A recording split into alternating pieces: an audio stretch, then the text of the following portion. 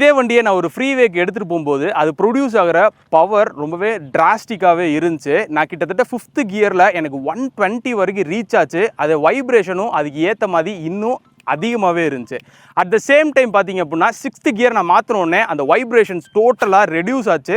ஃபுட்ரஸ்ட்லையும் டேங்க்லையும் சின்ன ஒரு வைப்ரேஷன் இருந்துகிட்டே இருந்துச்சு. நீங்கள் தொடர்ந்து ஒரு 100-120 வந்து க்ரூஸ் பண்ணிட்டே இருக்கீங்க அப்படின்னா மைல்டான ஹீட்டிங் வந்து உங்கள் காலில் அடிக்கிறது லைட்டாக ஃபீல் ஆகும். ஆனால் அது ஒரு பெரிய ட்ராபேக்காக இந்த வண்டியில் நான் சொல்ல விரும்பலை. உங்களுக்கு ஒரு விசிலிங் சவுண்ட் நீங்கள் கொடுக்குற ஒரு த்ராட்டில்லையுமே உங்களுக்கு கேட்டுகிட்டே இருக்கும். அதை கேட்கும்போது ஒரு எந்தூசியசமான ஒரு ஃபீலிங் உங்களுக்கு கிடைக்கும்.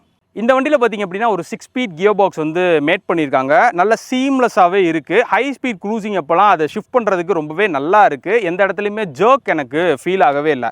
அண்ட் இதோட மைலேஜ் பொறுத்த வரைக்கும் நம்மளுக்கு வந்து ஒரு 25 to 30 kmpl வந்து கிடைக்கும். அது வந்து ரைடிங் ஸ்டைல் அண்ட் சிட்டியோட கண்டிஷன் பொறுத்து அது மாறும்.